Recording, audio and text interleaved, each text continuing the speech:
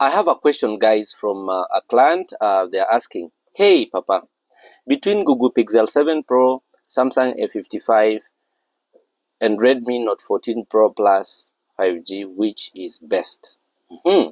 Three phones here, okay? And I will go straight to telling them which is the best in my very own opinion. I feel like not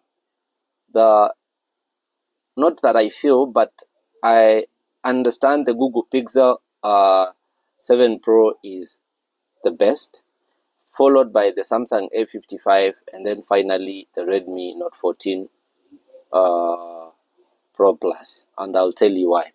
And in that regard, we're going to be looking at these phones side by side, just like I usually do, so that you can be informed. And even other people who are out there, they're turning between the same three devices, they can be able to make an informed decision. Okay, so let's get straight into it. And as kawaida, I always start with the weight of these phones.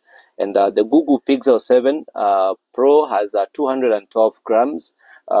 The Samsung A55 has 213 grams, and the Redmi Note 14 Pro Plus has 205 grams. The Note 14 Pro Plus is the lightest of them all, so it has an advantage of lightness, but that again is quite negligible. When we look at the rating in terms of dust and water resistant, we see that they all come with IP68 dust and water resistant, apart from the Samsung Galaxy A55, which comes with IP67. Okay, and for the IP68, you can actually immerse the phone up to 1.5 meters for 30 minutes. Okay, that is IP68. When we talk of IP67, you can only immerse the phone to 1 meters for 30 minutes peke yake. Okay, so I hope umepata your difference, IP68 na IP67. Okay, so hizo zingine, the Google Pixel 7 Pro na hiyo Redmi Note 14 Pro Plus ni IP68, but Samsung A55 ni IP67. Okay, so looking at the display, zote ni AMOLED, and they all have 120 Hz refresh rate, and but there's a few difference here and there. With the Google Pixel, unapata more, the highest, unapata very good nits, 1500 nits of brightness. Samsung unapata 1000 nits. Redmi wanakupatia 3000 nits of brightness. Okay, so in that case the Redmi hapo imeshinda in terms of brightness. So when we talk of nits, tunamaanisha clarity ya vyenye simu, that is wakati uko mahali kuko na jua, how bright can your phone be? Ushaona mtu anaenda watch simu, anaangalia simu alafu anang'ang'ana kuona, that means the phone haina enough brightness, haina enough nits. So the Redmi Note 14 Pro Plus has the highest nits. Okay, now looking at the inches, they all zote ni 6.7 inches.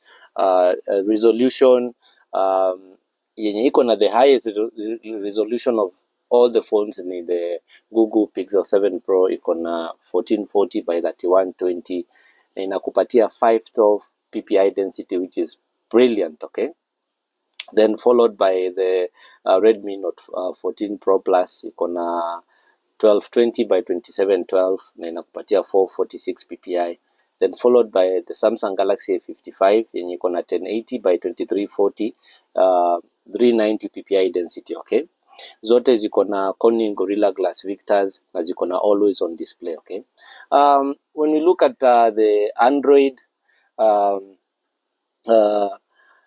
the best that you can get is the Google Pixel 7 Pro, sababu inakupromise you are getting up to 5 major Android upgrades.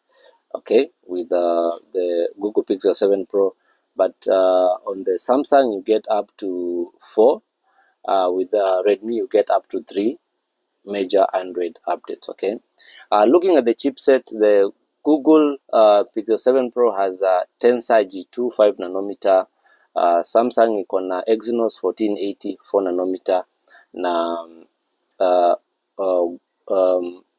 Redmi Note 14 Pro Plus 5G iko na Qualcomm Snapdragon 7S Gen 3 4 nanometer. Okay, so I don't know which one is better. I feel like the Snapdragon 7S Gen 3 is more powerful of the three, but I'll actually do a detailed review of which chipset is better. Is it the Tensor G2, Google Tensor G2, or the Exynos 1480, or the Snapdragon 7S Gen 3? I'll look at those two.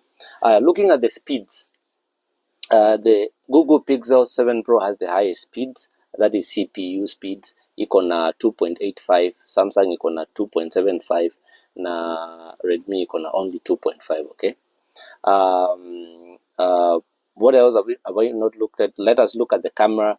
Of course, the camera on the Google Pixel wins. Iko na ya nyuma ni 50 plus 48 plus 12 and ina shoot 4K at 60 frames per second. Ya Samsung nayo ni 50 plus 12 plus 5, you can shoot 4K at 30 frames per second.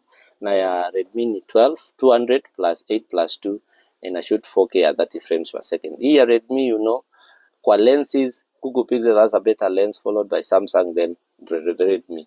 Niliwaambia megapixel haimaanishi quality, haimaanishi good. Okay, so that is one thing you should put in mind. Always look at the lens yenye imetumika. Okay, now looking at the selfie cameras, the Google Pixel has a better selfie camera. Iko na 10.8 but very good lens. Inaweza shoot 4K selfie videos at 60 frames per second. Samsung 32 megapixel, you can shoot 4K at 30 frames per second selfie videos, and now followed by the Redmi, and you can 20 megapixel, you can only shoot 1080p at 60 frames per second. Okay, let us look at the connectivity. Of course, with connectivity, we are looking at Bluetooth, WLAN, we are looking at NFC, infrared, hizo vitu zote. I mean, these are normal kawaida things. Connectivity on the Google Pixel is 100%. 7 Pro, I will give that, followed by Samsung, then the Redmi. Okay, zote fingerprint sensors zao ziko on kwa screen, so that is kwa zote iko sawa. Battery, the 7 Pro has 5000 milliampere, Samsung has a 5000 milliampere, but the Redmi iko na 5110 milliampere battery, which is now juu imeshinda hizo zingine na 110 mAh juu. Speeds, charging speeds, the Redmi has it because inaweza tumia 120 watts wired, followed by the Samsung yenye inatumia 25, then the Google Pixel 7 Pro yenye inatumia 23 wired. Okay, so looking at those remarks, I feel like the Google Pixel is the best, followed by Samsung and then the Redmi. Okay, so if you're there wondering which device to go for, ask me and I'll be able to respond to you. Karibu.